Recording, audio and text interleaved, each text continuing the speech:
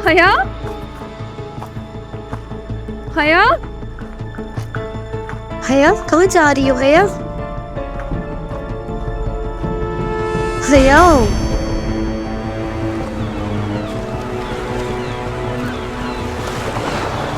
नाउमीदी गुनाह है।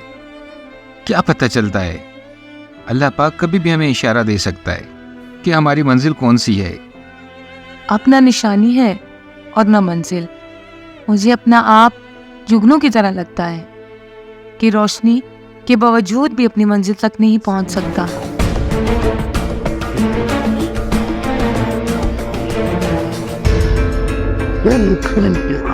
खान रहम करो मुझ पर, मत करो ये जुल्म, ये जुल्म मत करो खान।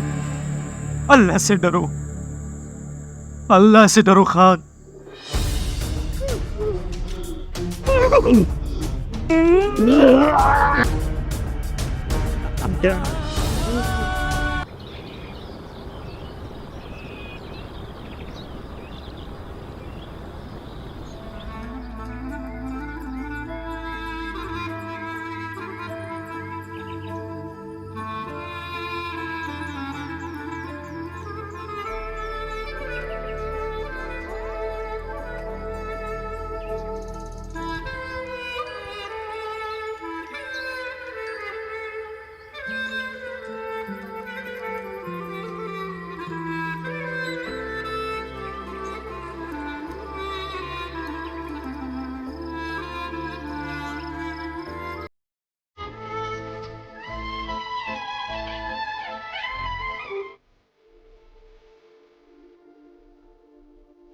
बाबर,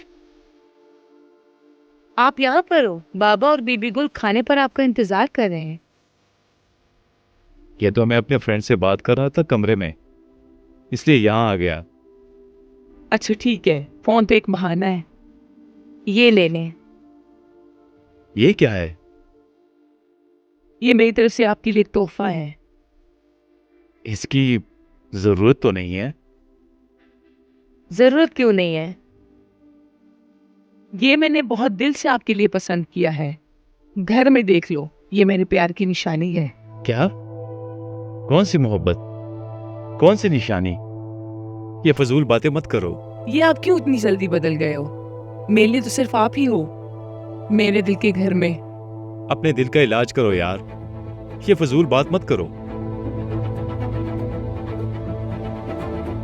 देखो, अच्छा हुआ कि ये बात तुमने खुद ही कह डाली, लेकिन मेरी बात कान खोल कर सुन लो कि तुम मेरे मामू की बेटी हो, और इसके अलावा मेरे दिल में तुम्हारे लिए कोई जगह नहीं है।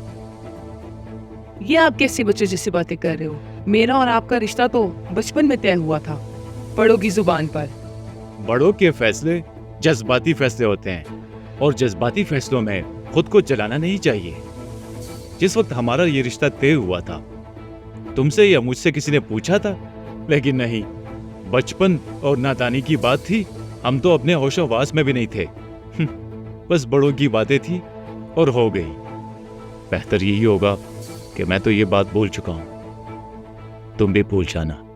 ये कैसी बातें कर रहे हैं? दादी और बीबी गुल से क्या कहेंगे? लोगों से कैसे नजरें मिलाएंगे? और आज मामा जी से भी ये बात वाज़ेह कर देना। और रह गए लोगों का हमारे साथ क्या ताल्लुक?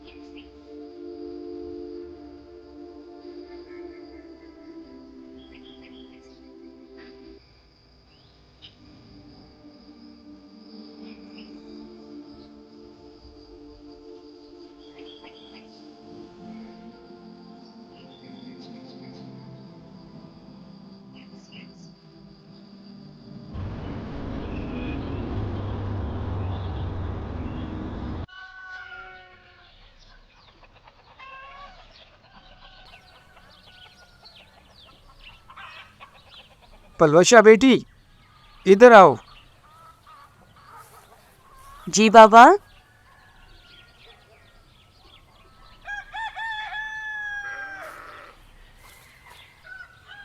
ये तुम्हारे लिए कुछ कपड़े लेके आया हूँ, देख लो, गुजारा करो, फिर और भी तुम्हें ला दूंगा। मेहरबानी बाबा। बेटी, इस वीरान घर में तुम खुशहाली लेके आई हो। शुक्रिया तो मैं तुम्हारा अदा करता हूँ बेटी, तुम्हारी वजह से मुझे ये घर घर दिखने लगा है।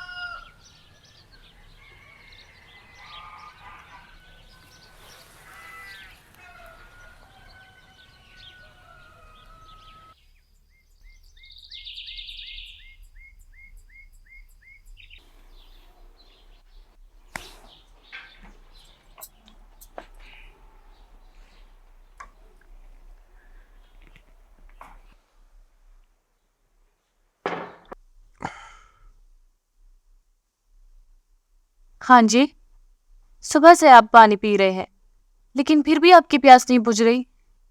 कभी कभी जब बुखार ज्यादा हो जाए तो फिर ऐसे होता है। तो आप हकीम साहब की तरफ चले जाए, वो आपको दवा दे देंगे। क्यों, गांव में डॉक्टर नहीं है कि हकीम के पास जाए? नहीं, डॉक्टर नहीं है। देखो, जी खान जी। आलना ने बताया कि तुम और हया एक साथ दरिया पे गई थी।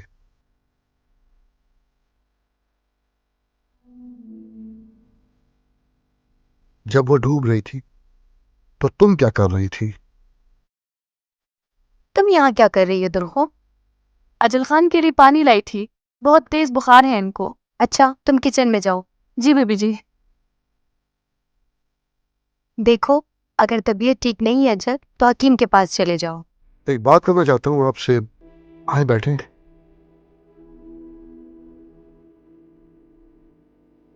बोलो अजल, क्या बात है? भाभी गुल, हया दुल्हो के साथ दरिया पे गई थी, कहीं दुल्हो तो कुछ छुपा नहीं रही। ऐसी क्या बात है जो दुल्हो हमसे छुपाएगी? ये ऐसी तुम्हारी सोच है। भाभी गुल, आप मेरी ये बात मान लें, ये लड़की मेरे शक के दायरे में है। हो सकता है कि इसने खुद ही उसे धक्का दिया और हमें कह रही हो कि डूब गई। खान लाला ने पूरी तहकीक की है, तुम क्यों इस लड़की पे शक कर रहे हो? बस ठीक है भाभी, मैं तो डॉक्टर के पास जाता हूँ। यहाँ तो डॉक्टर नहीं है। फजल के चाचा है हकीम सरबुलंद। गांव के सारे लोग उन्हीं से इलाज करवाते हैं। तुम भी वहां चले जाओ। अजब बात है, क्या अजीब गांव है, पूरे गांव में कोई ढंग का डॉक्टर भी नहीं।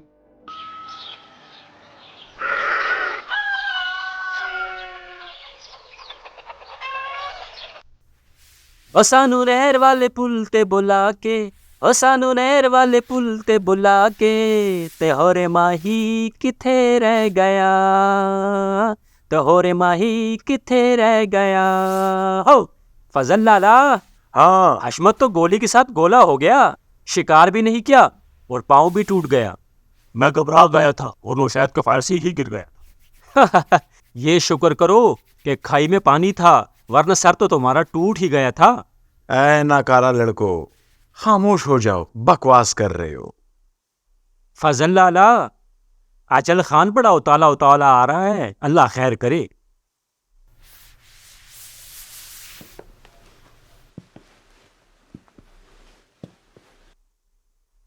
खैर से आए खान जी।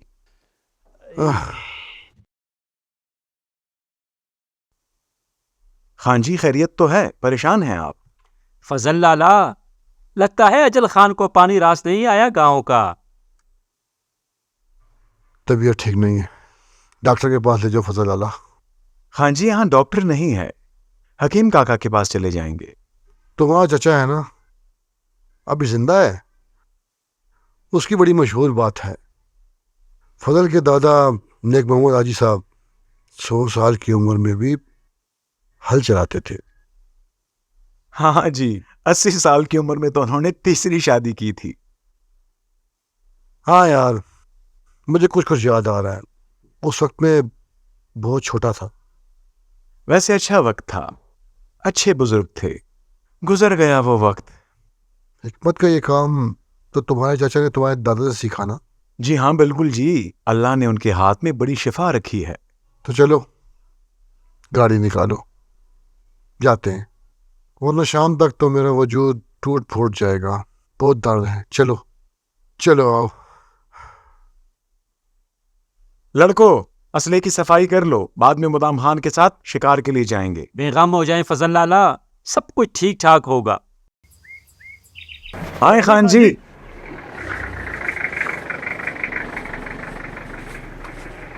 आगे करो गाड़ी को।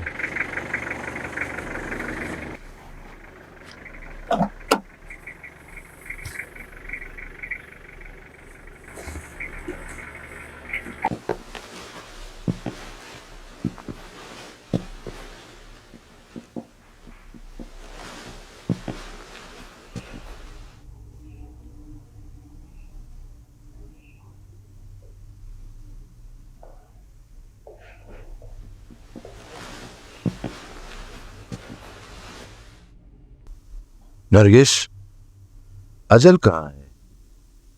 तबीयत ठीक नहीं थी, हकीम के पास गया है। क्यों, क्या हुआ है उसे? बुखार था, मेरे ख्याल से यहाँ की आबो हवा उसे रास नहीं आई। हया के बारे में कुछ पूछ रहा था, मगर नरगिस, हया ने तो हमें बहुत बेहया कर दिया। किसी से आंख मिलाने के काबिल भी नहीं छोड़ा उसने। क्या मतलब? सारे गांव वाले हमारा मजाक उड़ा रहे कि अभी तक दरिया से बहन का लाश नहीं निकाल सका। बहरहाल, तुम ये बात नहीं समझोगे।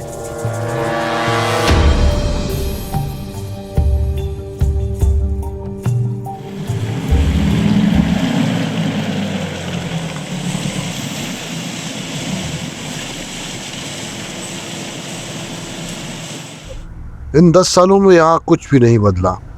खान लाला को चाहिए था कि एक अस्पताल तो बना देते, वरना इन हकीमों के पीछे ना फिरना पड़ता। 2 बार बना है, लेकिन खान के कहने के मुताबिक फिर लोगों के रवैये बदल जाते हैं। अस्पताल के साथ लोगों के रवैये के क्या ताल्लुक? बिल्कुल है जी, बहुत आदतें बिगड़ जाती हैं, औरतें बेपर्दा होती हैं और आहिस्ता आहिस्ता फिर स्कूलों का तकाजा करती हैं। हाँ, और अगर फिर मुलाजमत मिल जाए तो खान के कहने के मुताबिक हमारे काम कौन करेंगे? फजल चाचा, आप हाथी के कान में सो रहे हैं। बाहर की दुनिया में इंसानों की बजाय लोग मशीनों से काम लेते हैं। इंसानों की जगह ये मशीन कैसे काम करती है? ट्रैक्टर को देख लो, बैल की जगह पे ट्रैक्टर ने ले ली। कोलू को देखो, बैलों से पानी निकाला करते थे, अब वो जगह ट्यूबवेल ने ले ली। गुड़ की भट्टियों में जानवरों से काम लिया जाता था, अब देख लो कि जनरेटर ने वो जगह ले ली। तो ये ऐसी और भी बहुत सी चीज़ें हैं, मशीनों से काम लिया जाता है, इससे इंसान की वक्त और तवानाई दोनों बच जाती हैं। अजल खान को रास्ते में देखा, हकीम की तरफ जा रहा था। खैरियत है? हाँ खान, जब से आए हैं तो बीमार से ही, ठीक नहीं है। आबो हवा बदलने से ऐसा ही होता है, इस मौसम के साथ आदी हो जाएगा तो ठीक हो जाएगा। मुश्किल है, उसने सारी जिंदगी यूरोप में गुजारी है, यहाँ पर बहुत मुश्किल से एडजस्ट होगा, मेरा नहीं ख्याल। इस इलेक्शन का क्या करना होगा? इस बीए की शर्त ने तो हमें काम से निकाल दिया। खान जी, छोटा मुंह बड़ी बात। मैं कह रहा था कि अगर अजल खान बड़े इलेक्शन के लिए खड़ा हो जाए, एक तो उसकी तालीम भी ज़्यादा है और दूसरा वो काफ़ी ज़हीन भी है। बात तो बड़ी पते की तुमने। चाय का बंदोबस्त करूं? बहुत अच्छा खान जी। नहीं मान रहा वो, मैंने कई दफ़ा उससे बात की, लेकिन वो ये कह रहा है कि ये बहुत पाबंदी की ज़िंदगी है। कैसे नहीं मानेगा? बाप दादा से होती चली आ रही सियासत कोई छोड़ता है? और दूसरा ये कि सियासत की ताकत और नशा इतना पावरफुल है कि दुनिया का कोई कारोबार इस तक नहीं पहुंचता। दुरुस्त कह रहे हैं आप। इसलिए तो मैं भी बहुत ज़्यादा परेशान हूँ और सोच में हूँ कि क्या होगा इसका आखिर। ये मुझे बताइए कि नवीद के मामले का क्या किया? हाँ हाँ, तरबूर था मेरा। बस उसकी बेवा की चादर और उसके बच्चों की परवरिश के लिए 5 लाख रुपए उसे दे दिए हैं। करोड़ों रुपए का जायदाद अपने नाम कर दिया, उसमें 5 लाख रुपए का क्या पता चलता है? तुम ठीक कहते हो। मेरी मिसाल समंदर की गहराई की तरह है। अगर इस सारी जमीन से भी भर दो ना, फिर भी पेट नहीं भरेगा। ठीक कह रहे हैं, ऐसा ही है।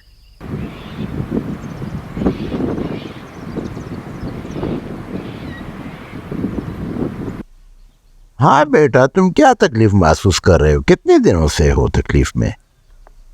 हकीम साहब, मुसलसल बुखार है, गला भी ख़राब है, सर में दर्द रहता है, सारे वजूद में शदीद दर्द है। अक्सर ऐसा ही होता है, मगर दिन ज़्यादा हो गए कुछ।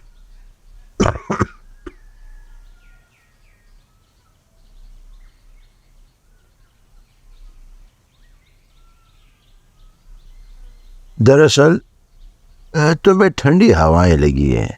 ऐसा करो कि शाम को कमरे से बाहर न निकला करो।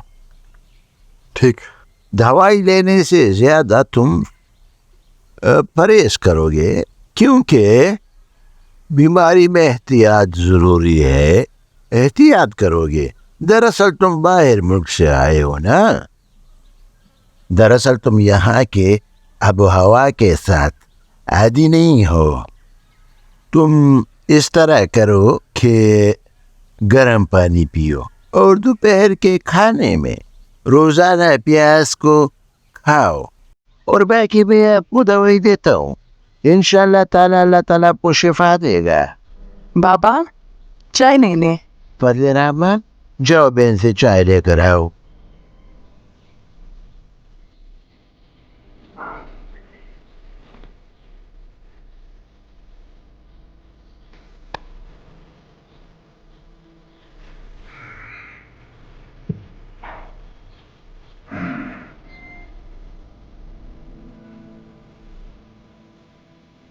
ये जवारी शाही है। सुबह शाम खाली पेट ये दवाई लेनी है। सुबह भी खाली पेट और शाम को भी सोने से पहले हल्दी और दूध में मिलाकर एक खुराक है। ये चाय का छोटा चमचा है ना, ये पूरा भर के आपने लेना है।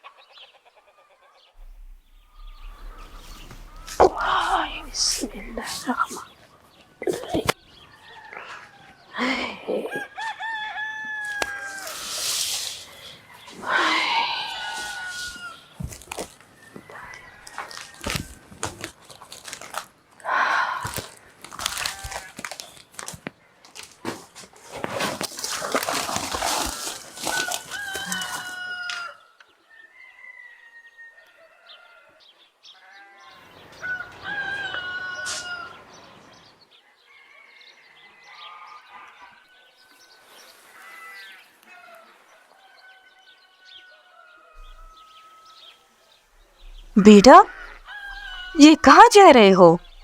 अपनी जिंदगी की तलाश में अम्मा। बेटा, ये तुम्हें फिर क्या हो गया है? ये इधर उधर की बातें मत करो। अपने खोए हुए मंजिल के पीछे शहर जा रहा हूँ अम्मा। बेटा, मंजिल खोई नहीं, तुमने रास्ता बदल लिया। बेटा, तुम्हारी मंजिल तो इसी घर में है, मगर तुम खुद को पहचान ही नहीं सके। बस अम्मा, और मत रोकिएगा तो अच्छा होगा। मैंने इस घर में तने तन्हा तुम्हारे बाप की वफात के बाद 15 साल इस दिन के लिए गुजारे हैं मैंने कि अब मैं तुम्हारी मिन्नतें करूंगी। मुझे क्या मसला था? तुम्हारे बाप के नाम पर अपनी जवानी तुम्हारे लिए तन्हा गुजार दी। मैंने दूसरी शादी की होती और तुम इधर उधर भटक रहे होते। दूसरी शादी कर लेती अम्मा, आपको किसने रोका था? अन्ना, पश्तो गैरत और तुम्हारे प्यार के लिए दूसरे इंसान के लिए इंसान जिंदगी गुजारता है ना। सारा अपने बाप की घर तुम्हारे नाम पर बैठी तुम्हारी इज्जत है, अपनी इज्जत खोई हुई मंजिलों के पीछे क्यों गवा रहे हो? मेरे बेटे, मुझे मजीद मत रुसवा करो, मुझे मेरे भाई के आगे मत शर्मिंदा करो। बहुत शर्मिंदा कर दिया, बस कर दो और शर्मिंदा मत करो मुझे।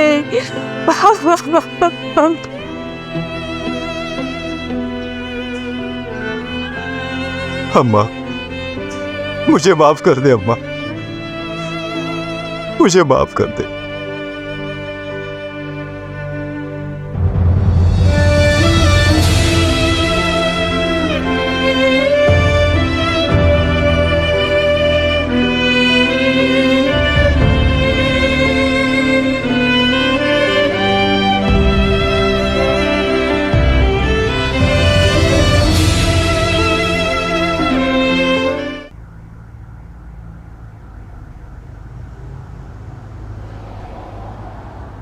फजल,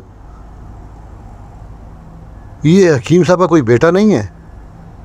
नहीं जी, एक बेटी है इनकी, लेकिन लड़कों से कम नहीं है। घर के कामों के साथ साथ औरतों को दर्स भी देती है और उनका इलाज भी करती है। और जब इन सब से फारिग हो जाए तो काका के साथ बर्तन भी बनाती है। वाह, हिम्मत के साथ नज़ाकत भी अल्लाह ने खूब दी है।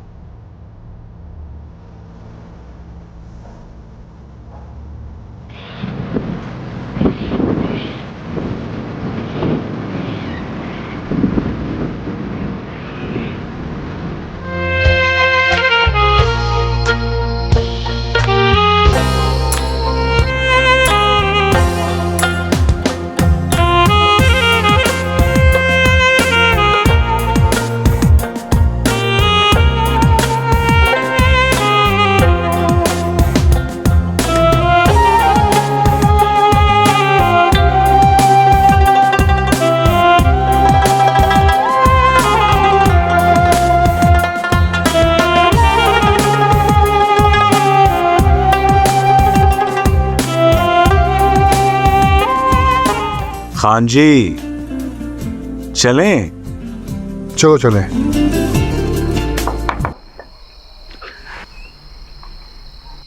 खान लाला, आ जाए। बैठो बैठो, आराम से बैठो। तबीयत कैसी है अब? हकीम के हाथ में जादू है, एक खुराक से ही बेहतर महसूस कर रहा हूँ। अच्छी बात है। तुम अगर अच्छा महसूस कर रहे हो तो मैं आपसे कुछ बात करना चाहता हूँ। बिल्कुल ठीक हूँ, आप बोले।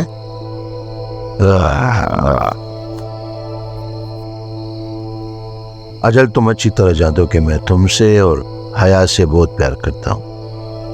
दादी के मरने के बाद मैंने तुम लोगों का हर तरह का ख्याल रखा है। अब ये बात मैं अपने खानदान की वकार और इज्जत के लिए कर रहा हूँ। लाला, क्या बात है, आप इतने परेशान हैं? तुम जानते हो इलेक्शन आने वाला है। ये तो खुशी की बात है। सारी उम्र आपने इलेक्शन जीता है और फजल ने मुझे कहा है कि इस बार तोरगुल भी हमारा हिमायती है। बिल्कुल ऐसे ही है। तुरगुल हमारा हिमायती भी है और हमारा भरपूर साथ देगा और हमारे साथ हर तरह का ताउन करेगा। मैं पिछले दिनों वकील के पास भी गया था, अपने लिए जाली डिग्री भी तैयार करवाई, लेकिन वकील ने मुझे कहा अगर तुम जाली डिग्री में पकड़े गए तो तुम्हारी इज्जत का जनाजा निकल जाएगा। अब मैं बड़े भाई होने की हैसियत से तुम्हें मिन्नत कर रहा हूं कि खुदा के लिए तुम इलेक्शन इस दफा लड़ो ताकि हमारी इज्जत रह जाए। क्या ख्याल है फिर? खान लाला, मैं यहाँ नहीं रह सकता, यहाँ मेरा दिल तंग होता है। भाई मेरे, इलेक्शन के बाद जहाँ दिल करे चले जाओ। हमारे इतने बड़े जागीर के लिए कम से कम एक बासर शख्स तो चाहिए ना। अगर मैं इलेक्शन नहीं लड़ सका तो इस टिकट पर कोई दूसरा आ जाएगा और आने वाले सरकार में अपने लिए मजबूत जगह बना देगा और हम किसी और के मोहताज होंगे। आज तहसीलदार, पटवारी और कमिश्नर और SHO सभी मेरी मुट्ठी में है। कल तुम्हारे मातहत, तुम्हें काम करने की कोई जरूरत नहीं है। अपने मुल्क में रहो ताकि तुम्हारी शान बढ़े, तुम्हारी इज्जत हो हर जगह। और फिर सब कुछ तुम्हारे हाथ में हो तो फिर क्या ख्याल है तुम्हारा? ठीक है खान लाला, मैं आपको सोच के बताता हूँ। उम्मीद करता हूं कि तुम मुझे मुस्बत जवाब दोगे। अब आराम करो, परेशान होने की जरूरत नहीं।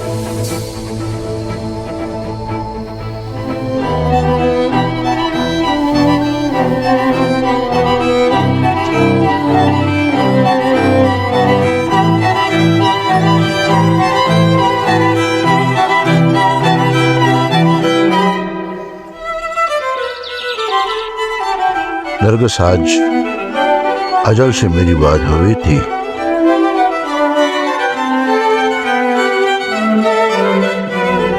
देखो हया, ये जज्बाती फैसला नहीं है। तुम्हारे खान लाला ने इस पे बहुत सोच विचार की होगी और तुम खूब जानती हो कि तुम्हारे खान लाला का फैसला फिर नहीं बदलता। भाभी प्लीज प्लीज, आप मेरी खातिर इनसे एक दफा बात करो।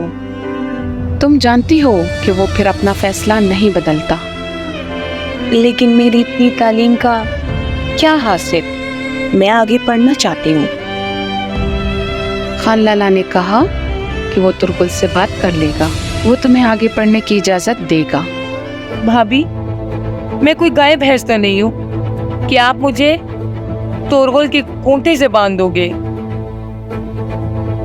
भाभी, तुर्गुल के बदसूरत नाम से मेरा तो सांस बंद हो रहा है। भाभी, आप क्यों नहीं समझती हैं? वो मेरे बाप की उम्र का जाहिल आदमी है। भाभी गुल, प्लीज प्लीज, आप एक दफा मेरी खातिर बात तो करो ना। तुम मुतमईन रहो, मैं एक बार फिर मुदाम खान से इस बारे में बात कर लूंगी। प्लीज भाभी।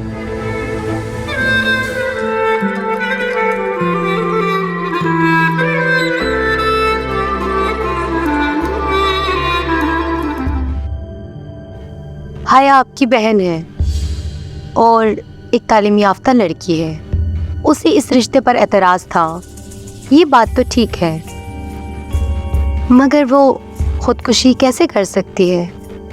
लड़की की क्या हैसियत कि वो भाई या बाप के सामने खड़ी हो जाए?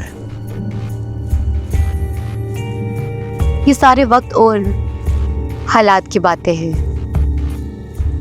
वक्त जब भी इंसान के हालात बदल दे तो कोई भी किसी के सामने खड़ा हो सकता है। लेकिन मैं वक्त की गर्दिश का गुलाम नहीं कि वक्त मुझ पर थम जाएगा। मैं खाकदार घंटों से अपने दामन को अच्छी तरह बचा सकता हूँ।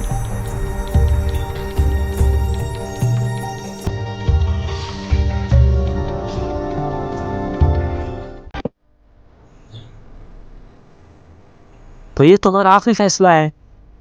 हाँ रहीम, मैं ये गांव और ये मिट्टी छोड़ दूंगा। और माँ का क्या करोगे? उसने तो सारी जिंदगी तुम्हारे आसरे पे गुजारी है।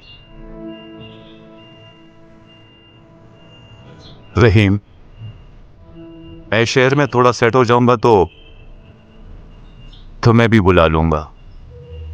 कभी भी नहीं। क्या तुम्हारी माँ राजी हो जाएगी? रहीम, औलाद की मोहब्बत में माँ बाप बहुत सी चीजें कबूल कर लेते हैं और ये तो फिर गांव से शहर की तरफ जाना है। वो मेरे सादे भाई, अल्लाह तुम्हें समझाए। तुम अपनी अच्छी बड़ी जिंदगी छोड़कर एक ऐसी लड़की की तलाश में निकल रहे हो जिसकी न तुम्हें खानदान का पता है और ना रुतबे का, और उसके लिए तुम अपने आप को भी रुसवा कर रहे हो और अपने खानदान को भी। रहीम, मेरे एक बार कहने पर उसने अपना घर बार छोड़ा होगा और दर दर की ठोकरें खाएगी। उसके साथ किया हुआ वादा पूरा करना मुझ पर फर्ज है। मैं और अपने ज़मीर के बोझ से अपने आप को आज़ाद करना चाहता हूँ। ना, तो ये सोच तुम्हारी मामू की बेटी के लिए क्यों नहीं है? सारी उम्र उसने तुम्हें अपने बेटे की तरह समझा और दूसरा वो तुम्हें इलेक्शन के लिए खड़ा कर रहा है। रहीम, हमारे मुल्क की सियासत सिर्फ चोरों और डाकुओं के हाथ में है और मैं ऐसे सिस्टम का हिस्सा नहीं बनना चाहता। और रह गई बात मामूजात बेटी की, तो उसके लिए मेरे दिल में बहन के अलावा और कोई जगह नहीं है।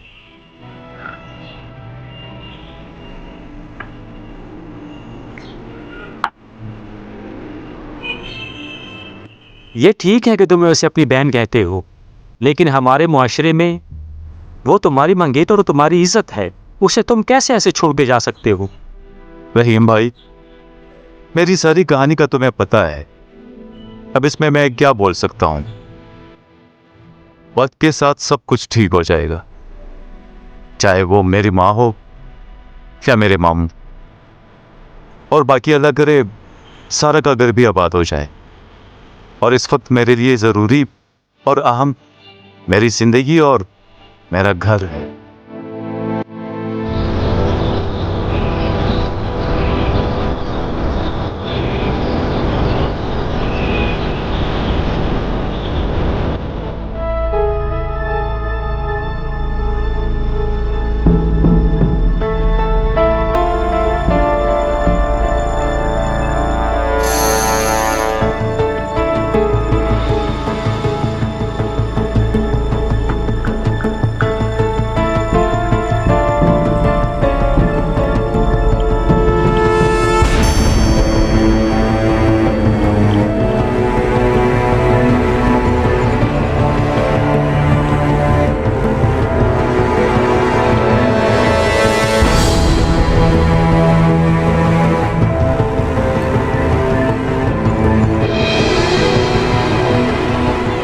फजल, इसको कहो गुजराया जाए।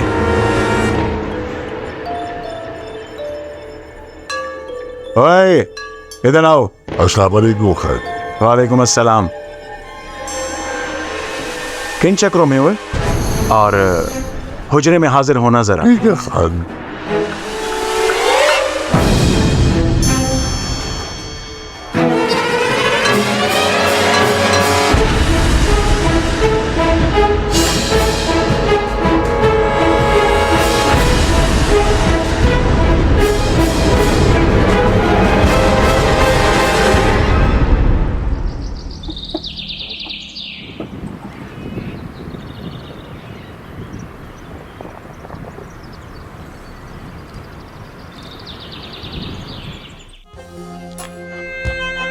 हाँ जी, ये ने खान जी आपके लिए। खान जी नहीं, अजल। तुम्हारे सुलगते प्यार का इंतजार अचल। खुदा के लिए ऐसी बातें ना करें, कोई सुन लेगा। क्या होगा अगर कोई सुन लेगा? बदनाम हो जाएंगे। मेरे बाबा की नामूस और इज्जत हाथ में मिल जाएगी। मैं तुम्हें अपनाना चाहता हूँ, नाम लूंगा, इज्जत दूंगा। लेकिन मैं अपने आप को इस काबिल नहीं समझती। ए लड़की, तुम खुद को इस काबिल समझती हो या नहीं? मैं तुम्हें कुछ भी नहीं समझता। और इसको देखो, तुम अपने आप को देखो, अपनी हैसियत को देखो, और इस लड़की के बाप के हैसियत को देखो जो किसी भी काबिल नहीं है। ये लड़की तुम्हारी नौकरानी की हैसियत के बराबर भी नहीं है।